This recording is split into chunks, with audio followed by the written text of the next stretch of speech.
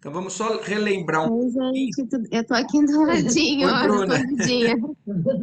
Tudo bem por aí? Tudo jóia. Boa noite. Então tá bom, boa noite. Então vamos só recapitular um pouquinho. O último capítulo, a gente pensou muito, né, sobre a responsabilidade que nós temos quando nós planejamos vir para cá. E o capítulo anterior mostra muito isso, né? O quanto que o espiritismo tem de responsabilidade e o quanto que muitas vezes as pessoas não entendem toda essa responsabilidade do espiritismo ou das comunicações mediúnicas e acabam cometendo alguns erros que, infelizmente, depois só do lado de lá, muitos acabam reconhecendo isso. Então, é um alerta para que nós possamos realmente entrar de verdade, com o coração voltado para o entendimento e para a responsabilidade de tudo isso. Tem uma parte aqui do último capítulo que fala assim, né? São os sequiosos de facilidade, os amigos do menor esforço, os preguiçosos e delinquentes de todas as situações que desejam ouvir os espíritos desencarnados. Quer dizer, a maior parte das pessoas que frequentam uma reunião mediúnica, eles não estão dispostos a ouvir dos espíritos o que eles têm para se modificar ou para aproveitar ou para instruções para o trabalho realmente no caminho do bem. A maioria acaba indo para resolver problemas pessoais, para resolver problemas de doença, para resolver uma série de coisas. Então, para que Deus ouça a eles e não ouvir a Deus, né? E aqui um pouquinho antes fala justamente aquilo, né? Grandes massas batem as fontes do espiritismo sagrado, tão só no propósito de lhe mancharem as águas. Então isso é triste da gente ouvir, né?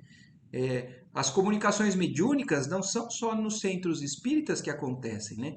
Então, quantos são os trabalhos que acontecem por aí para prejudicar alguém, para acontecer, amarrar, para dar certo um negócio que seja em prejuízo de outro, para acabar com a vida de uma pessoa. Então, usa-se essa comunicação mediúnica, infelizmente, e isso acaba manchando muitas vezes a imagem do espiritismo, porque muitos, os que não conhecem o espiritismo, confundem-se.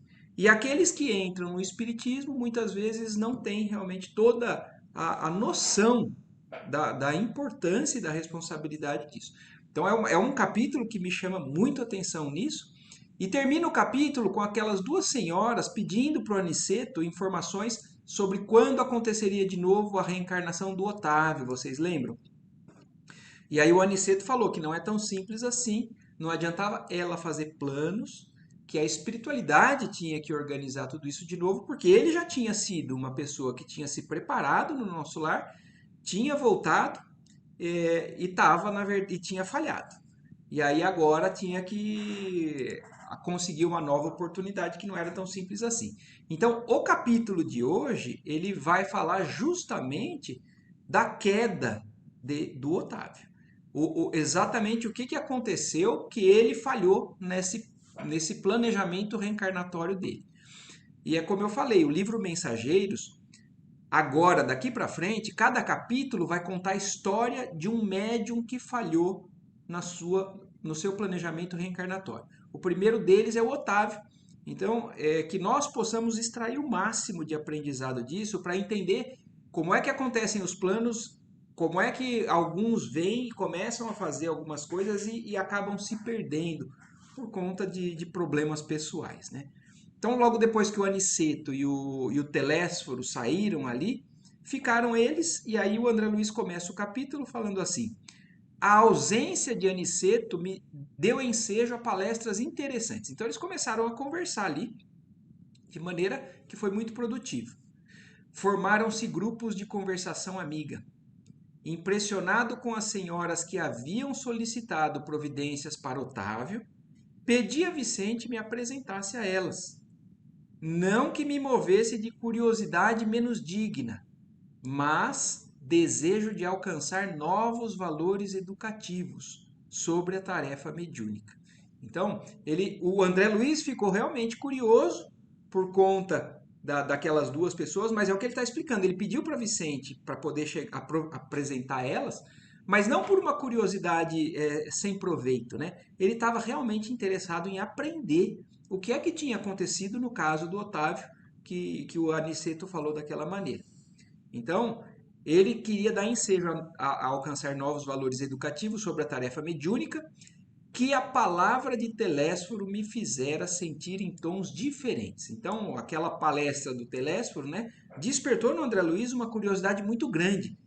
Ele não tinha noção da responsabilidade de uma pessoa que tinha essas faculdades mediúnicas e agora ele queria entender melhor. O amigo atendeu de boa mente.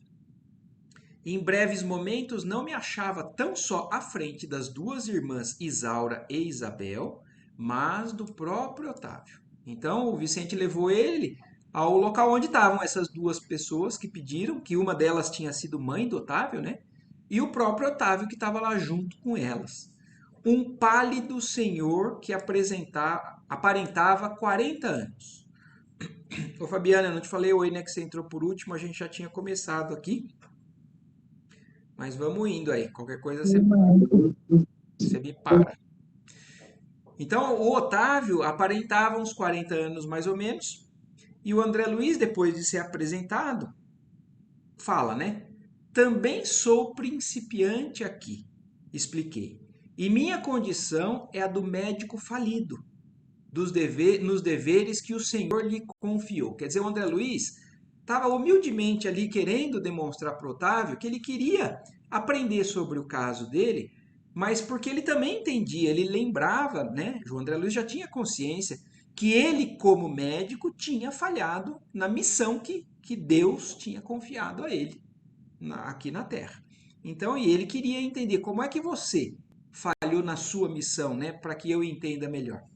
Otávio sorriu e respondeu. Olha a resposta do Otávio, né? Possivelmente o meu amigo terá a seu favor o fato de haver ignorado verdades externas, verdades eternas no mundo. Então, aquilo que nós conversamos também no último capítulo, o quanto que aumenta a nossa responsabilidade a partir do momento que a gente toma conhecimento de algumas coisas, né? A partir do momento que a gente sabe o que é que tem que ser feito, porque a gente leu instruções sobre isso, a nossa culpa é maior de não seguir aquilo. Agora, quando a pessoa não tem instrução sobre aquilo, o erro também existe, mas a responsabilidade é menor. E é o que o Otávio está falando para o André Luiz. Provavelmente você tem ao seu favor o fato de ter ignorado essas verdades eternas, né? As verdades sobre a religião, sobre Deus e a espiritualidade. E aí ele continua: o mesmo não ocorre comigo. Ai de mim, não desconhecia o roteiro certo. Quer dizer, ele como médium, ele como conhecedor da doutrina espírita, ele sabia o que era o que tinha que ser feito. O André Luiz até então nunca tinha se interessado por religião. E aí ele está afirmando, o Otávio, eu não desconhecia o roteiro certo, que o Pai me designava para as lutas na terra.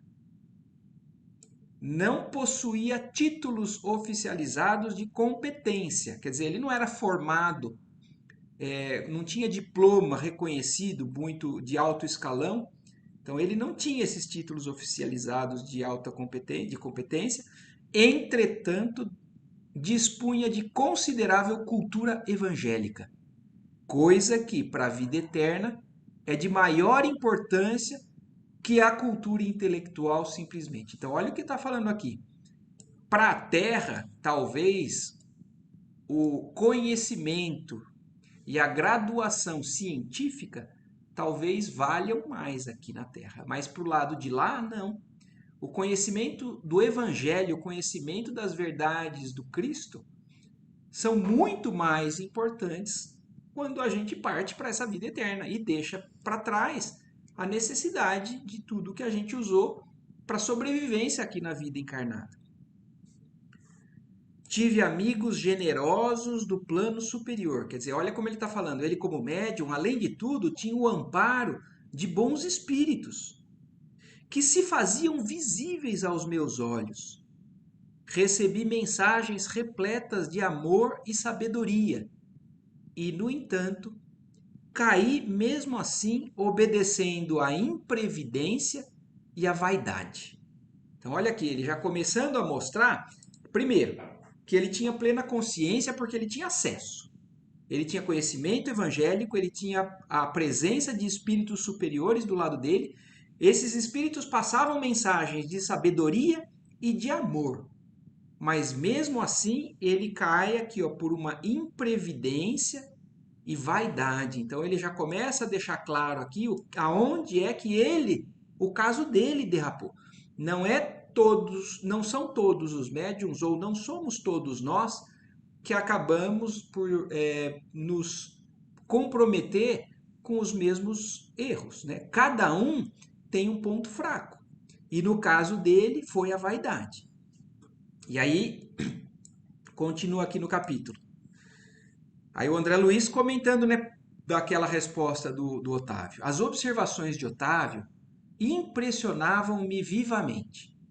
Quando no mundo eu não tivera contato especial com as escolas espiritistas e experimentava certa dificuldade para compreender tudo quanto ele desejava dizer. Quer dizer, ele estava impressionado, mas ele não sabia exatamente de tudo que o Otávio estava falando, porque o André Luiz até então não tem tanto conhecimento desse intercâmbio do mundo espiritual com o mundo aqui encarnado, né? Com a mediunidade e as mensagens que podem vir desses espíritos superiores para esses médiums.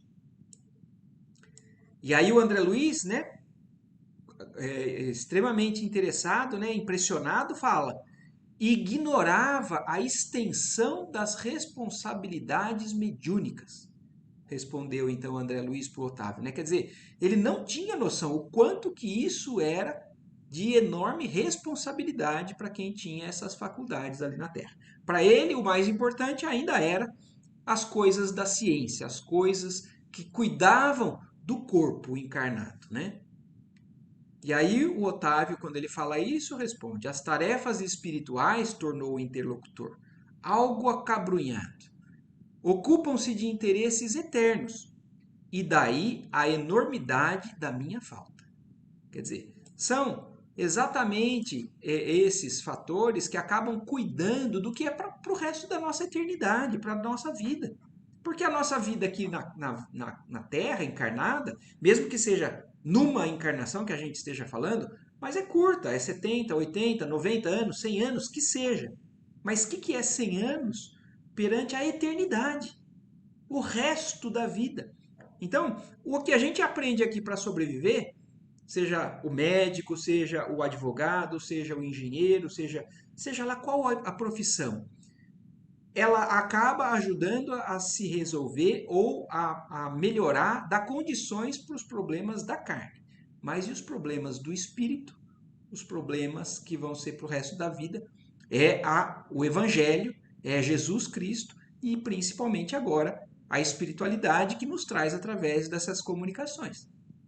E aí ele continua: os mordomos de bens da alma estão investidos de responsabilidades pesadíssimas. Quer dizer, mordomos que ele fala é na condição daqueles que cuidam dos bens da alma, né? Então, estes que têm essa responsabilidade é uma responsabilidade pesadíssima, como o Otávio fala aqui. Os estudiosos, os crentes, os simpatizantes no campo da fé podem alegar ignorância e inibição. Todavia, os sacerdotes não têm desculpa. Então, o que ele está falando? Todos aqueles. Aí agora ele está falando do sacerdócio mesmo, dos padres. Então, todo mundo que frequenta a igreja, que é simpatizante, que estuda, é crente, tem fé, até pode alegar uma certa ignorância. Mas aquele que estudou para isso, o padre, ele não tem a desculpa. Ele teve acesso a todas as informações. E aí, essa é uma comparação que ele está fazendo, mas ele agora puxa para o lado da questão dentro do espiritismo. É o mesmo que se verifica na tarefa mediúnica.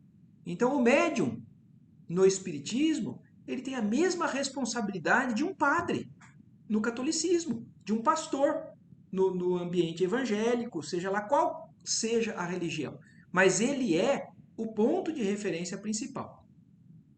Os aprendizes ou beneficiários nos templos da revelação nova podem referir-se a determinados impedimentos, mas o missionário é obrigado a caminhar com um patrimônio de certezas tais que coisa alguma exonera das culpas adquiridas. Quer dizer, é um trecho, inclusive, do Evangelho que fala que o pecado que não tem desculpa, né? Então, como fala, não exonera as culpas, é o pecado que cometemos perante o Espírito Santo. Quer dizer, perante a essa consciência adquirida do que é realmente que tem que ser feito. Então, o missionário, o padre, o médium, o pastor, ele não tem desculpas, porque ele tem o conhecimento e a responsabilidade, ele se colocou nessa função. E aí o André Luiz, então pergunta, né? Mas meu amigo, perguntei, assaz impressionado, que teria motivado o seu martírio moral? Noto-o tão consciente de si mesmo, quer dizer, o André Luiz está fazendo uma observação que realmente é digna de nota, né? Assim, você está tão esclarecido, me colocando a par de tudo, você não é um ignorante. Como é que se deu o seu martírio moral? Por que você falhou, né? Tão superiormente informado sobre as leis da vida que me custa acreditar se encontre necessitado de novas experiências nesse capítulo. Quer dizer, como ele estava precisando, pedindo, na verdade, né, as duas irmãs lá foram pedir para o Aniceto uma nova oportunidade, uma nova encarnação para ele. E aí o André Luiz falando, puxa vida, mas você é uma pessoa tão esclarecida, está tão bem informado sobre essas leis da vida, eu não consigo imaginar por que você está precisando de uma nova oportunidade. Ambas as senhoras presentes mostraram estranho brilho no olhar, enquanto Otávio respondia. Relatarei a minha queda. Então aí agora o Otávio vai contar o que aconteceu na vida dele. Verá como perdi maravilhosa oportunidade de elevação. E após mais longa pausa, continuou gravemente. Depois de contrair dívidas enormes na esfera carnal, então aqui eu vou parar, eu sei que o capítulo é longo, mas eu acho que é importante a gente parar para prestar atenção nesses detalhes, né? Aquilo que nós temos que refletir aqui. Porque assim, ó, ele já contraiu dívidas enormes e depois pediu uma nova oportunidade e voltou. Então nós aqui, na nossa encarnação, é a mesma coisa. Nós não vamos chegar do lado de lá e aí ter pela primeira vez essa decepção. A nossa decepção já aconteceu em algumas outras encarnações. Nós já viemos do mundo espiritual tendo passado por outras encarnações. E é o que ele está falando aqui, ó. Depois de contrair dívidas enormes na esfera carnal, então antes da última encarnação que ele falhou, noutro tempo vim bater as portas de nosso lar, sendo atendido por irmãos dedicados. Então ele já tinha falhado, já tinha chegado no nosso lar e foi muito bem recebido por irmãos que se dedicaram muito a ele, que se revelaram incansáveis para comigo. Preparei-me então durante 30 anos consecutivos. Então olha isso, o Otávio, no nosso lar, antes dessa última encarnação, tinha se preparado durante 30 anos com bons instrutores, com pessoas extremamente generosas que davam todos os recursos para ele aprender o que ele tinha que aprender. Para voltar à Terra em tarefa mediúnica, desejoso de saldar as minhas contas e elevar-me a alguma coisa. Então, ele veio, foi recolhido, se preparou e foi pronto para uma nova encarnação, para saldar a dívida e para crescer mais, para aprender, para se elevar. Não faltaram lições verdadeiramente sublimes, nem estímulos santos ao meu coração imperfeito. O Ministério da Comunicação favoreceu-me com todas as facilidades e, sobretudo, 6 entidades amigas movimentaram os maiores recursos em benefício do meu êxito. Quer dizer, além de todos os instrutores, todo o preparo que ele recebeu lá antes dessa encarnação, que ele falhou, além de tudo isso, 6 irmãos abnegados, 6 entidades amigas, movimentaram os maiores recursos para que ele não falhasse. Técnicos do auxílio acompanharam-me à terra nas vésperas do meu renascimento, entregando-me um corpo físico rigorosamente sadio. Então, olha isso, né? Até a nossa saúde, o quanto nós temos que agradecer, porque tudo isso é providência divina a nosso benefício para que nós possamos fazer alguma coisa. Segundo a magnanimidade dos meus benfeitores daqui, ser-me-ia concedido certo trabalho de relevo na esfera de consolação às criaturas. Quer dizer, ele tinha uma reencarnação planejada para levar consolo às pessoas, para poder ajudar na tarefa mediúnica a muitas pessoas que o procurariam. E tudo estava organizado, tanto pelos instrutores quanto por conta desses 6 amigos dele que iriam acompanhar ele nessa encarnação. Permaneceria junto das falanges de colaboradores encarregados do Brasil. Quer dizer, essa última encarnação dele foi no Brasil, e animando-lhes os esforços e atendendo a irmãos outros, ignorantes, perturbados ou infelizes. Quer dizer, o planejamento reencarnatório dele era esse. Tava tudo, ele se preparou e estava tudo traçado. E ainda ele completa: o matrimônio não deveria entrar na linha das minhas cogitações. Então, mais uma atenção que vamos dar aqui. Vocês veem que até isso é planejado no plano espiritual. Se eu tenho uma reencarnação onde eu devo me casar ou eu não devo me casar, onde não vai acontecer um casamento ou não, é planejado, não que realmente aconteça exatamente como no plano, porque é o que eles falam. Nós temos o livre-arbítrio, às vezes as nossas intuições nos sugerem um caminho e nós muitas vezes vamos por outro caminho. Mas no caso do Otávio, o matrimônio não estaria no planejamento dessa encarnação dele. Não que o casamento possa colidir com o exercício da mediunidade. Quer dizer, não tem nada de errado a médiums que sejam casados. Isso não é um grande problema. Mas no caso dele, ele não tinha esse planejamento para poder realmente, cada vez mais, ele se dedicar à função que ele ia fazer. Mas é o que ele fala aqui, ó. Mas porque no meu caso particular assim o exigia. Então, explicando isso, o casamento não tem nada de errado, mas no caso dele estava planejado que não acontecesse. Nada obstante, solteiro, deveria receber aos 20 anos os 6 amigos que muito trabalharam por mim em nosso lar, os quais chegariam ao meu círculo como órfãos. Então, olha isso, o que no plano encarnatório dele, inclusive, estava programado. Ele não ia se casar, com 20 anos de idade, ele iria receber esses 6 amigos ali do plano espiritual, eram pessoas que estudavam junto com ele. E se programaram para reencarnar junto um pouco depois, né? Porque ele iria ter a responsabilidade sobre essas 6 pessoas, na condição de órfãos. Então imagina, o que iria acontecer? Provavelmente iriam chegar 6 órfãos para ele cuidar. Né? Como que isso acontece? Não sei. Talvez pudesse ser ele poderia estar cuidando de um orfanato, ele poderia se deparar com uma família. Nós vamos ver isso já já. Mas de qualquer forma, isso fazia parte do planejamento reencarnatório dele. Meu débito para com essas entidades tornou-se muito grande e a providência não só constituiria agradável resgate para mim, como também garantia de triunfo pelo serviço de assistência a elas. Quer dizer, ele tinha débito com essas 6 almas da outra encarnação dele.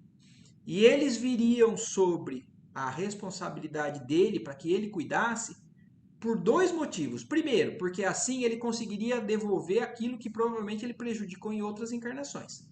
E segundo, garantiria o triunfo pelo serviço de assistência a elas. Quer dizer, quando a gente está se dedicando a cuidar de alguém, a gente com certeza já está de alguma forma num caminho que está direcionado, alinhado com a providência divina. Então ele iria resgatar e iria ao mesmo tempo não fugir do trabalho que ele estava planejado a executar. O que me preservaria o coração de leviandades e vacilações. Quer dizer, esse compromisso assumido nessa encarnação, iria proteger ele, né, preservar ele das leviandades e vacilações do coração, que ele sabia quais eram as fraquezas, quais eram as sombras, e por isso ele pediu ou planejou-se dessa forma. Porquanto o ganha-pão laborioso me compeliria a não ceder a sugestões inferiores nos domínios do sexo e das ambições incontidas. Quer dizer, ele estar extremamente preocupado ou atarefado com o ganha-pão dessa família que ele iria estar sob a responsabilidade, iria tirar ele do caminho que ele poderia se desviar na questão das sugestões inferiores do sexo e das ambições incontidas, né? Então, ali ele poderia deslizar, então foi tudo planejado para que não fosse assim. Ficou também assentado que as minhas atividades novas começariam com muitos sacrifícios, para que o possível carinho de outrem não amolecesse a minha fibra de realização.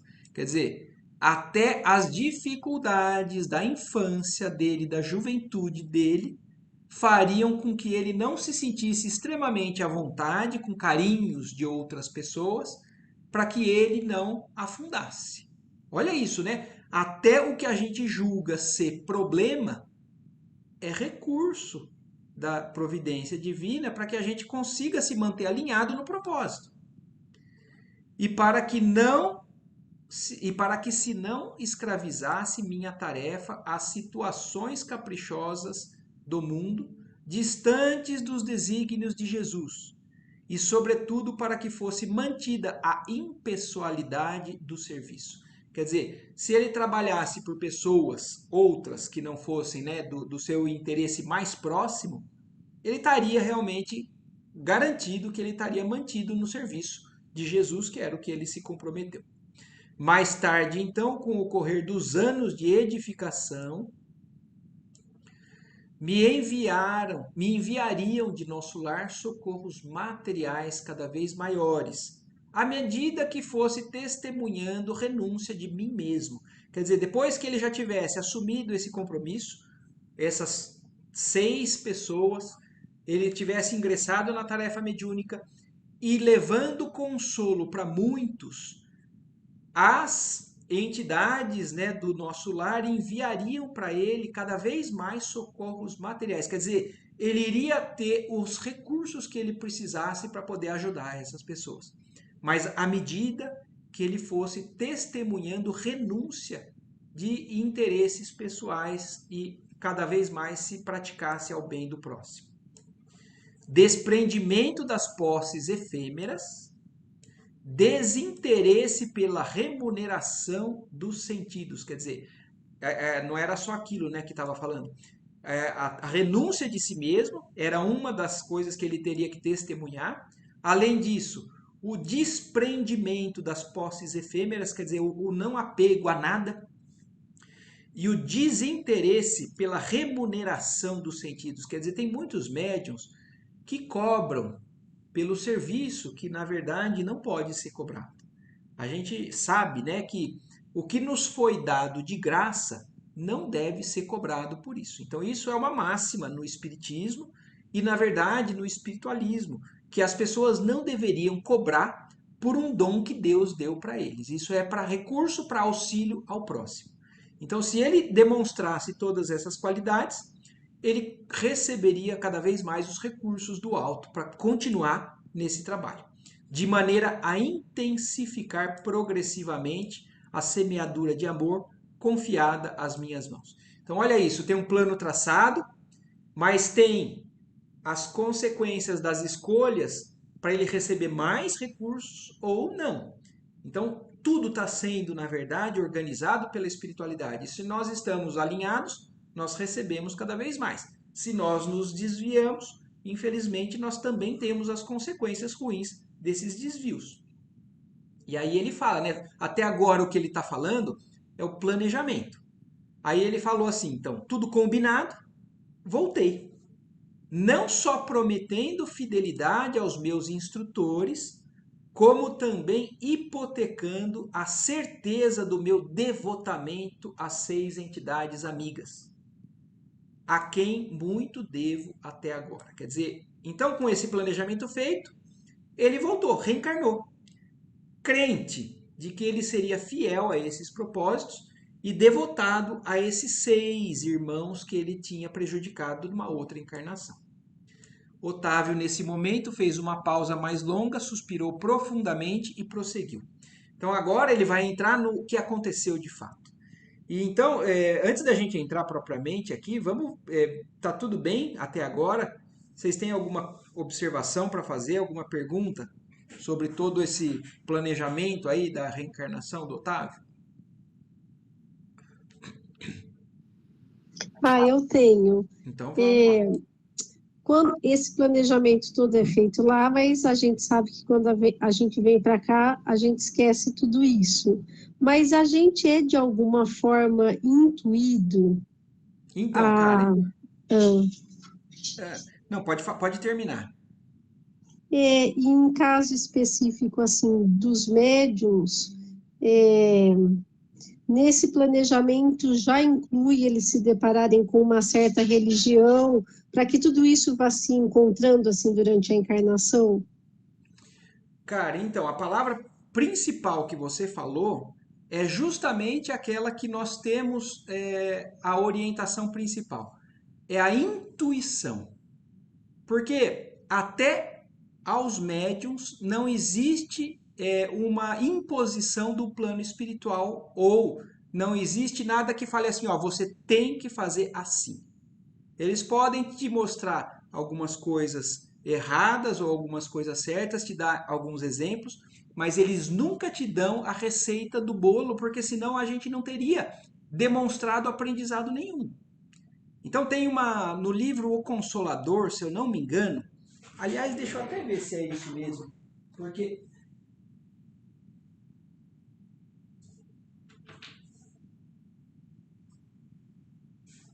depois eu procuro. Mas eu acho que o início do livro Consolador, ou é o livro Emmanuel, não tenho certeza, começa falando assim, que os espíritos, eles não têm o direito de interferir no nosso livre-arbítrio. Eles nos ajudam, nos inspiram, e a intuição nossa, na verdade, é o que demonstra a nossa bagagem espiritual. Então, existe dentro de nós uma voz que fala muitas vezes, e é onde a gente tem que parar, pensar e botar na balança, refletir e falar assim: e aí? Eu sei qual é a escolha que eu tenho que fazer? Eu já tenho recursos, eu tenho o exemplo da vida do Cristo, eu tenho norte do que é certo, o que é errado, então eu já tenho recursos. Mas eles não falam exatamente o que é que você tem que ser feito, mas a intuição é o nosso leme para cada um de nós. Sim, eu e a Bruna, a gente estava conversando no domingo, né, depois que terminou o último estudo, porque também pode acontecer uma situação em que seja feito um planejamento lá, eu não sei o que vai acontecer com o Otávio agora. E aí, em chegando aqui, ao invés da pessoa cumprir, do espírito cumprir aquele planejamento, ele não cumprir, mas seguindo bem, fazer de uma outra maneira. Nesse sentido que a gente fala da intuição, né, de saber daquele caminho que foi planejado e não de outro no bem também. Sim, mas de qualquer forma, se a gente não faz o planejamento principal, mas está no caminho do bem, eu acho que a gente está acertando da mesma maneira. Mas se a gente está sintonizado com o bem, Karen, a espiritualidade nos sugere e a gente consegue ouvir. O problema é quando a gente está duelando com o nosso egoísmo, com a nossa vaidade, com uma série de coisas que são no caminho oposto. E aí agora é o que nós vamos ver. Porque o Otávio, ele se esbarra nos seus defeitos, nas suas sombras, e a espiritualidade vai alertar ele inúmeras vezes durante a trajetória dele.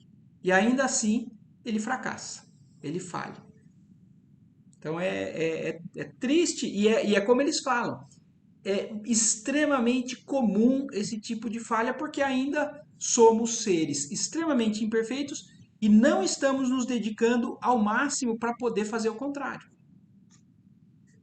A gente estava comentando, Marco, de Hum, alguns casos que a gente conhece que a pessoa tem mediunidade, mas algumas pessoas têm muito medo, né? E daí acaba não desenvolvendo o dom, sim, paralisado pelo medo de, às vezes, exatamente. E ver o todo, espírito. Eu conheço alguém.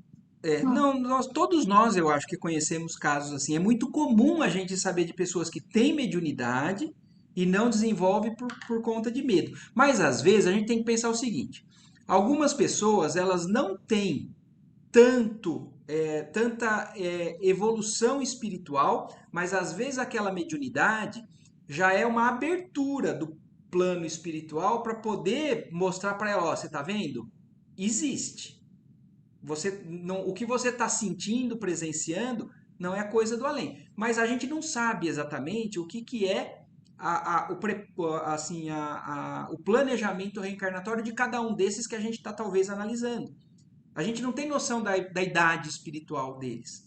Então não sabe se é um grande planejamento mediúnico ou se é realmente só uma abertura já. Para uma pessoa a começar a ter noção do que é espiritualidade e não viver uma vida extremamente materialista. Não sabemos. Pode ser que seja isso às vezes. É difícil, né, a gente saber. Então, mas é bem por aí. É bem por aí. Eu acho que o Espiritismo, e principalmente esse livro, ele vem nos trazer esse esclarecimento até por conta disso. A humanidade tem que saber isso, tem que saber lidar com a mediunidade. Porque cada vez mais dizem que a mediunidade vai estar presente, inclusive nos ambientes profissionais. Então, a mediunidade, por exemplo, num local de medicina, num centro cirúrgico, os médicos sintonizados com a espiritualidade, podendo executar o que eles conhecem de ciência e totalmente vinculados com o plano espiritual, imagina o benefício que não traz isso para a humanidade. E cada vez mais, isso em todos os setores. Eu citei a medicina, mas é em todos os setores. Tem uma edição da Revista Espírita que fala disso, que fala da sintonia do profissional com a espiritualidade para executar melhor a sua profissão, seja lá qual for, né? Mas então aí, tudo bem, Karen e Bruna? Eu acho que mais ou menos, mas eu vou procurar. Tudo bem. Acho que o ponto crucial que você falou é isso mesmo. Se a gente está voltado para o bem, a intuição vem, né? O plano espiritual lá também está lá olhando pela gente para que a gente siga esse planejamento. A gente acaba entendendo, né? Se a gente está sintonizado nesse caminho. Mas aí, então vamos ao que aconteceu com o Otávio, né? Mas, ai de mim, que olvidei, né? Que esqueci todos os compromissos. Os benfeitores de nosso lar localizaram-me ao lado de verdadeira serva de Jesus. Minha mãe era espiritista cristã, desde moça. Não obstante as tendências materialistas do meu pai, que era, todavia, um homem de bem. Quer dizer, ele está descrevendo aonde ele nasceu. Numa mãe extremamente devotada ao espiritismo cristão, uma pessoa extremamente de bem. O pai era um pouco materialista, mas também um homem voltado para o bem, e ali é onde ele nasceu. Aos 13 anos, fiquei órfão de mãe. Quer dizer, a mãe ele perdeu aos 13 anos. E é como foi falado lá. As dificuldades na vida iriam deixar com que ele não se envolvesse demais com sentimentalismos, com confortos e tudo mais. É como a história da vida do Chico, gente. Imagina, você acha que o Chico tinha que sofrer sendo o espírito que ele era? E olhem a infância que o Chico Xavier passou. Foi até perfurado com garfo pela madrasta. né? Então ele passou uma infância extremamente sofrida, mas para que ele aprendesse cada vez mais a disciplina que ele ia ter que ter quando ele se deparasse com a vida mediúnica dele. Aliás, o Chico talvez seja um excelente exemplo de um planejamento bem executado, né? Ele planejou tudo isso, veio, sofreu pra caramba, e aí pegou e continuou firme, porque ele estava completamente entregue à missão que ele tinha que fazer.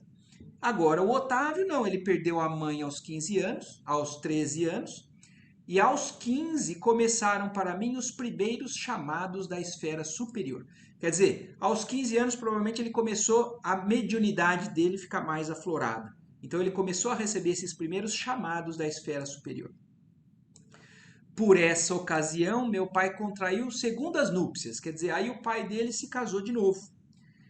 E apesar da bondade e cooperação que a madrasta me oferecia, quer dizer, a madrasta não era uma madrasta ruim. Então o pai se casou de novo e apesar da madrasta ser boa e cooperar muito com ele, eu me colocava num plano de falsa superioridade a respeito dela. Então olha isso, né? Como a postura de uma vaidade ou de um orgulho perante uma pessoa, né? Que no caso dele, a hora que o pai se casou de novo, ele se julgava superior, e é como fala, né? Eu me colocava no plano de falsa superioridade a respeito dela. Em vão, e aí começaram os problemas dele, né? Olha como é delicado aonde começa o deslize. E aí ele fala, apesar desse sentimento de falsa superioridade dele, o que é alimentado por isso, né? O orgulho. Oi, Eva, você perguntou alguma coisa? Ah, o Chico e o Divaldo, exatamente. Para comparar esse médico com o Chico e com o Divaldo. O Divaldo tinha a Joana e o Chico tinha Emmanuel.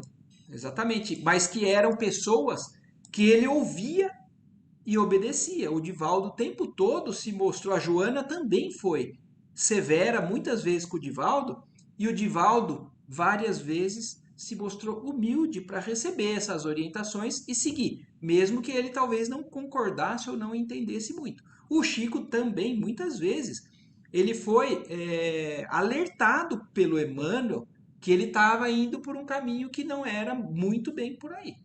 Várias vezes o Chico, por mais evoluído que fosse, também tinha as suas fraquezas. E o Emmanuel chegava e dava um toque nele, só que ele acatava.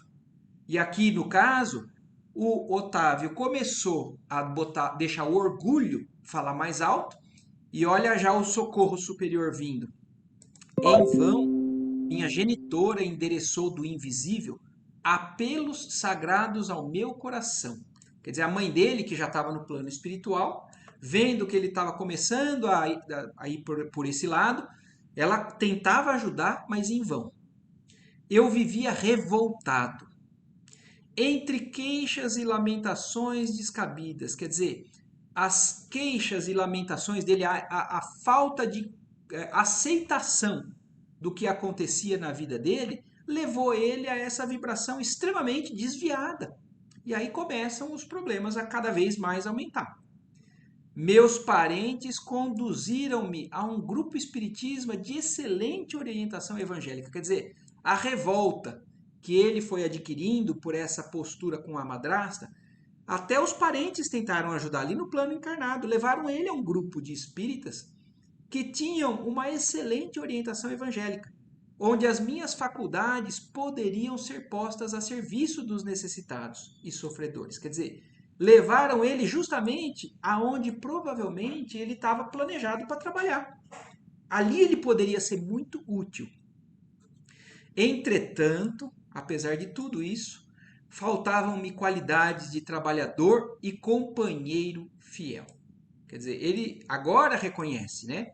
Apesar de todo esse esforço do plano espiritual, ele não tinha ainda as qualidades de um trabalhador e companheiro fiel. Minha negação em matéria de confiança aos orientadores espirituais e acentuado pendor para a crítica dos atos alheios compeliam-me a desagradável estacionamento. Quer dizer, ele acabava até por desconfiar. Ele ouvia as inspirações. Olha aqui, Karen, o que está falando. A espiritualidade está alertando, direcionando, inspirando ele.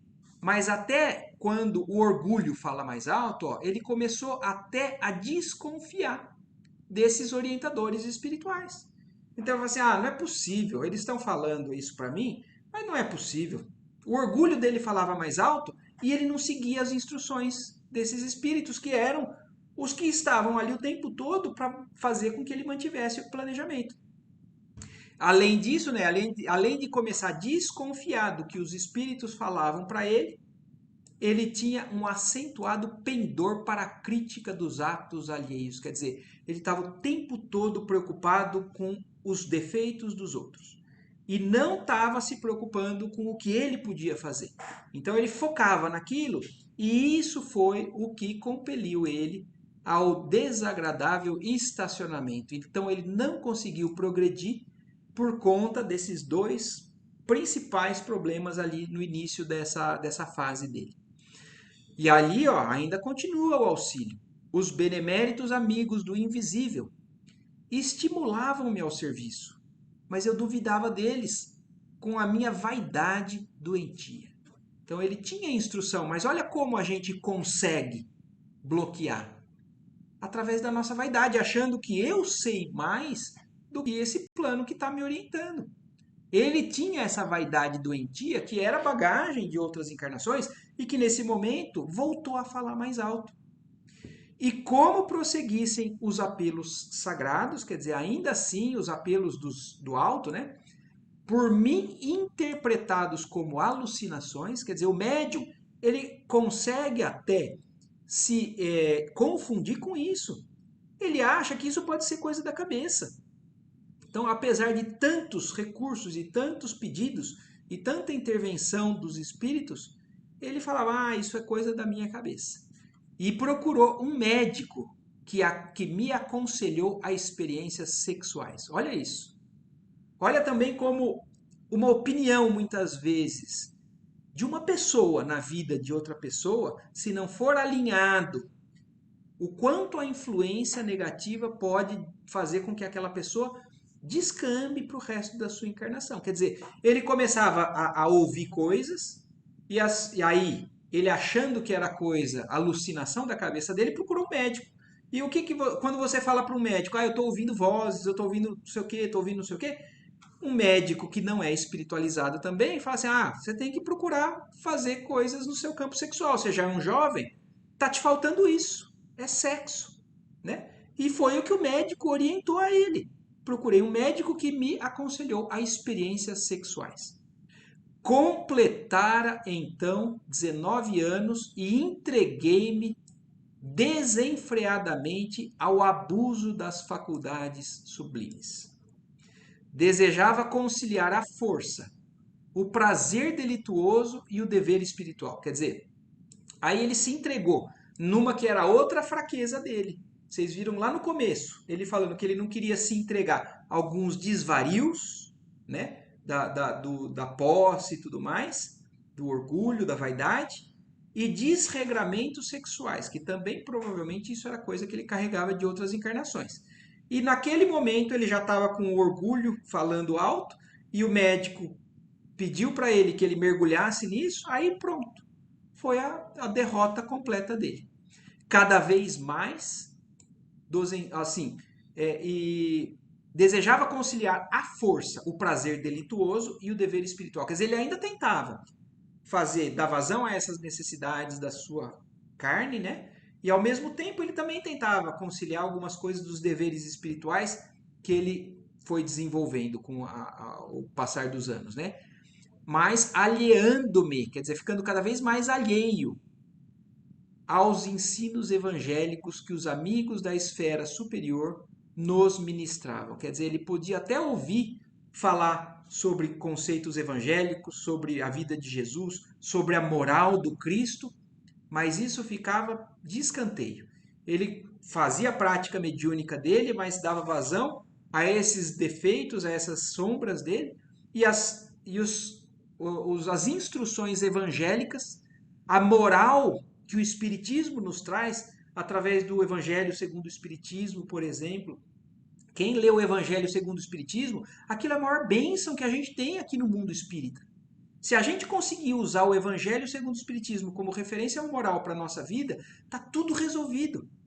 Mas muitas pessoas buscam o Espiritismo achando que ser médium é da comunicação mediúnica e não dão ouvidos a essa instrução moral ou evangélica que os espíritos superiores nos trazem. Tinha pouco mais de 20 anos quando meu pai foi arrebatado pela morte. Então aí logo em seguida, né, depois com uns 20 anos, o pai dele morreu. Com a triste ocorrência, ficavam na orfandade 6 crianças desfavorecidas. Olha aí aqui. Vocês entenderam quando que ele iria receber esses 6 espíritos do plano espiritual que ele devia? Eram os filhos do pai dele, irmãos dele, assomando aos filhos da madrasta, que vieram e que foi, você lembra do planejamento? Com 20 anos de idade, ele iria receber 6 pessoas na condição de órfãos, que eram esses que ele tinha débitos, para que ele pudesse cuidar e se manter no caminho. E com 20 anos o pai se foi e deixaram órfãos 6 crianças desfavorecidas. Porquanto minha madrasta, ao se consorciar com meu genitor, lhe trouxera para a tutela 3 pequeninos. Quer dizer, ele tinha já 3 irmãos, por parte do pai e da mãe, e a madrasta trouxe mais 3. Então, eram 6 as pessoas que ele era endividado e que ele deveria começar a cuidar a partir de então.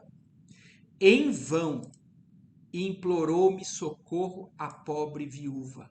Então, olha isso, a madrasta ainda pediu socorro para ele.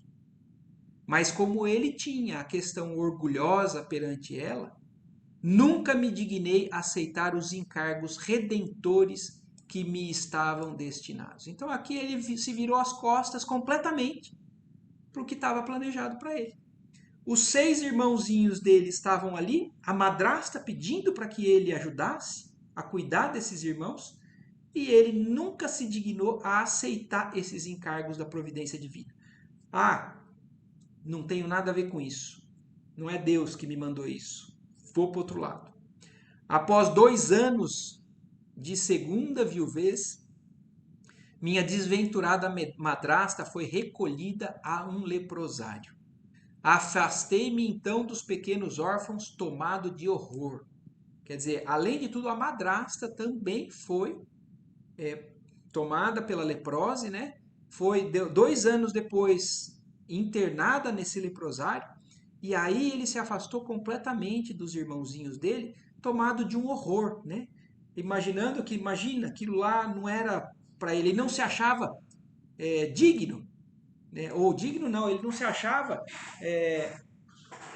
ele não se achava abaixo, ele não achava que ele deveria ter, ele se achava muito superior a tudo aquilo, o que a vida estava impondo para ele. Abandonei-os definitivamente, sem refletir que lançava meus credores generosos de nosso lar a destino incerto. Quer dizer, ele não tinha essa sensibilidade, ele estava totalmente vedado, né, vendado pelo orgulho. Então ele não tinha nem noção, ele nem pensava no quanto ele estava lançando a um destino incerto essas pessoas que eram credores dele de outras vidas, que ele tinha que restituir o que ele já tinha tirado uma vez. Em seguida, dando largas à ociosidade, cometi uma ação menos digna e fui obrigado a casar-me pela violência. Quer dizer, provavelmente, não fala aqui, mas alguma coisa ele fez, ou ele engravidou a mulher que ele estava se relacionando e foi obrigado a casar.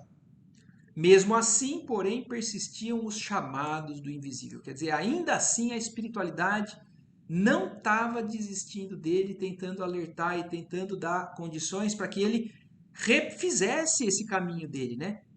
Revelando-me a inesgotável misericórdia do Altíssimo. Quer dizer, independente do quanto ele tivesse ainda errado, né, ou errando, a espiritualidade ou a misericórdia do alto nunca acabava.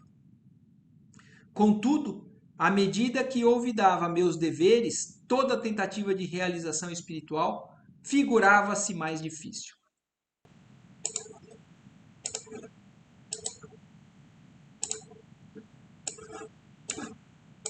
Tá todo mundo vendo aí? Eu estou. Sim. Tá. Então, beleza. Então, vamos lá. Deixa eu voltar aqui um pouquinho, porque eu não me lembro exatamente o que tinha acontecido.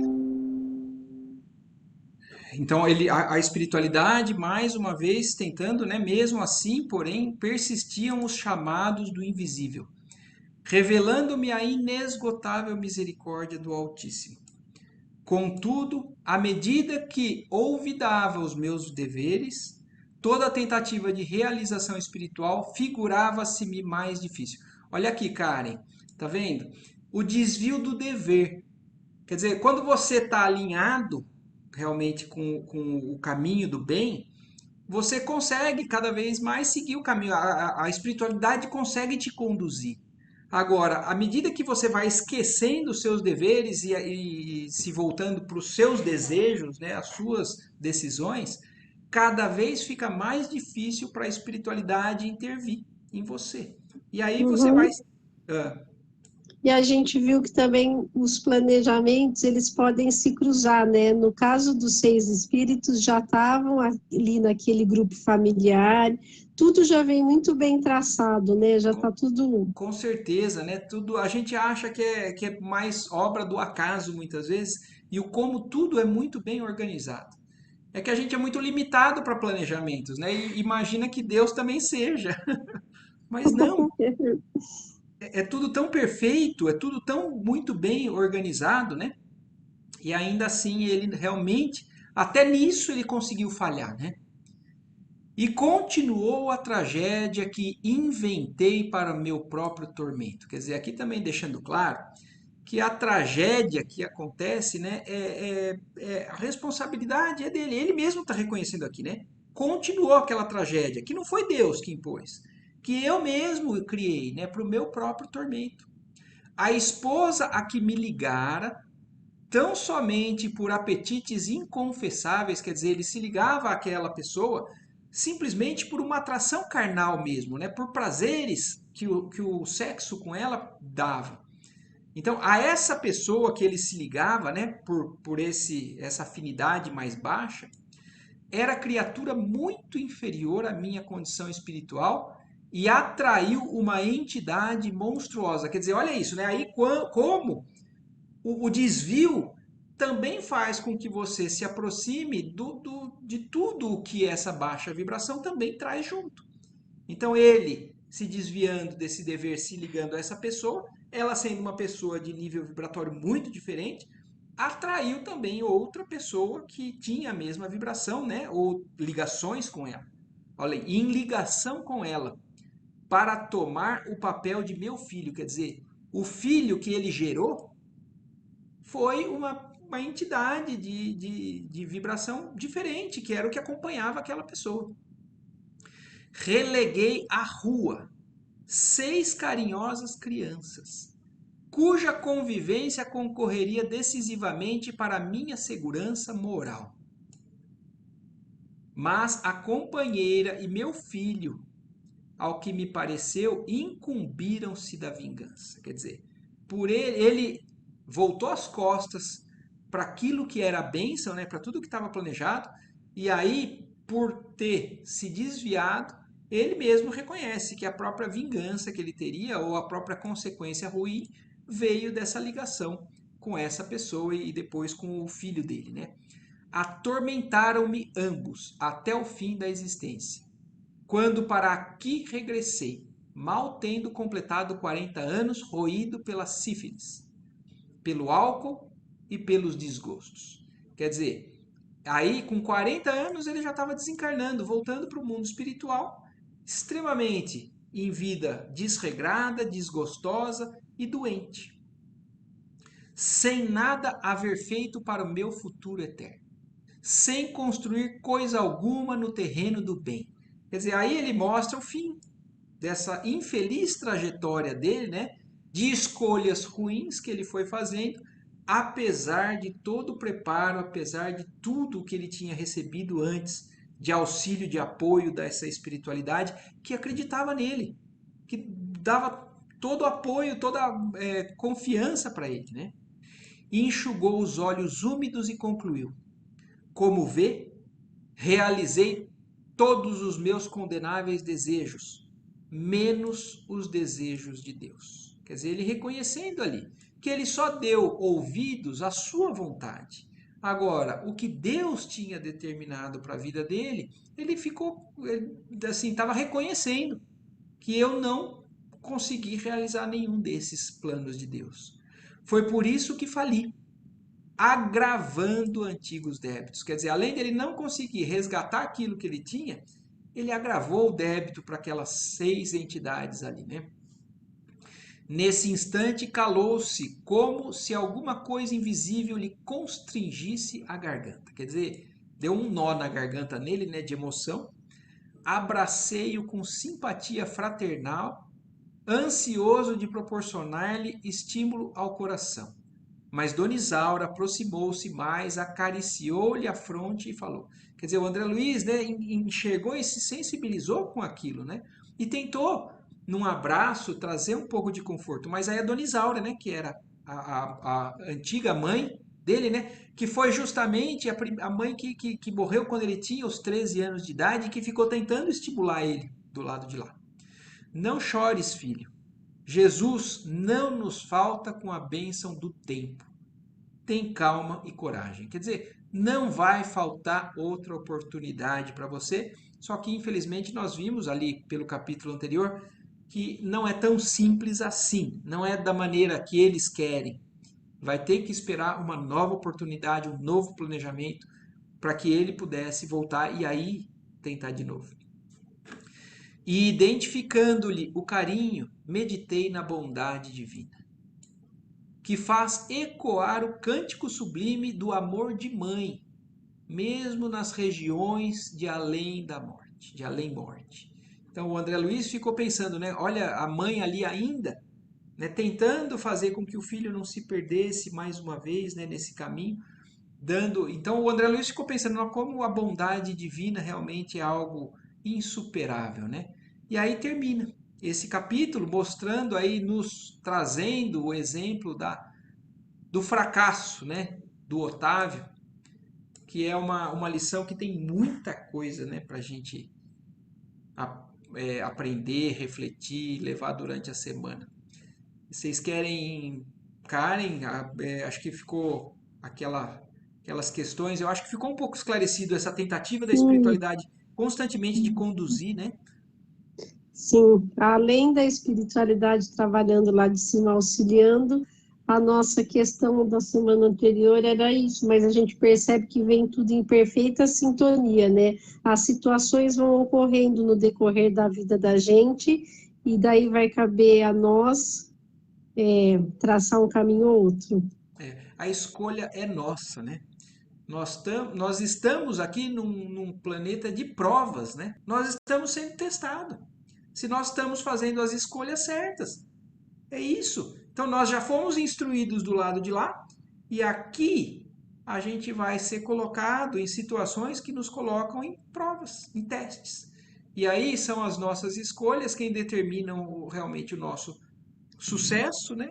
Ou o nosso atraso, o nosso estacionamento, como ele falou. Ele reconheceu que daí por isso ele ficou estacionado. Ele não conseguiu progredir e ficou estacionado, precisando voltar agora de novo para tentar tudo de novo, né? Imagina.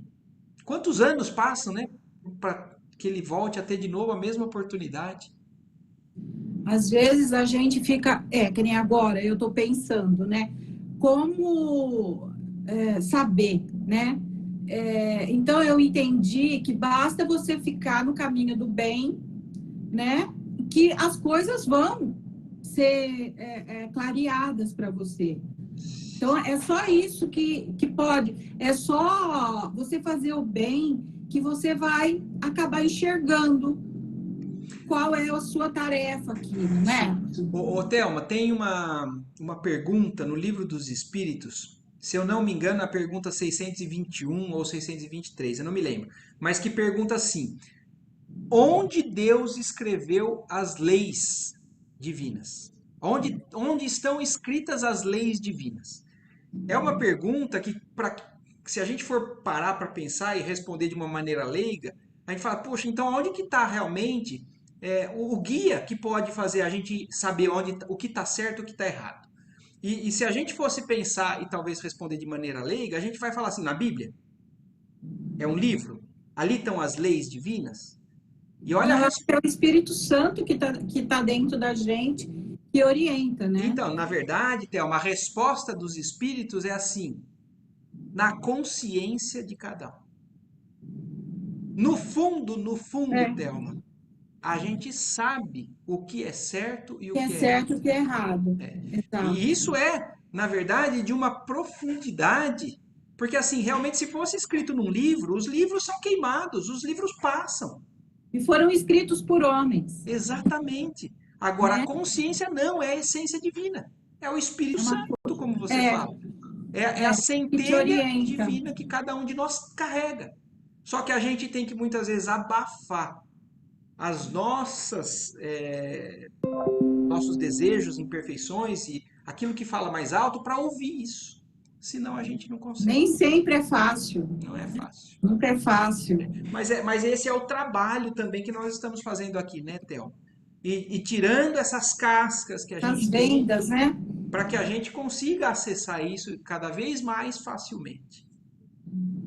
Tranquilo, Gandolfo? Aqui já terminamos também. Hoje foi um pouquinho mais longo mesmo, como eu falei. Era um capítulo mais longo, mas que eu acho que era importante, né? A gente pegar e destrinchar tudo aí. Os próximos capítulos são mais exemplos. Agora a gente vai ter uma chuva de exemplos de onde falham, né, os espíritos encarnados. E apesar de ser história de médiums, a gente pode se encaixar perfeitamente nesses deslizes aí, né? Então isso serve como exemplo para que nós tenhamos mais um recurso para acessar o que é certo ou o que é errado. Certo? Próximo Certo. capítulo O Desastre de Acelino. Olha lá, aí o próximo a falhar é o Acelino e nós vamos saber semana que vem a história dele. Tranquilo, gente?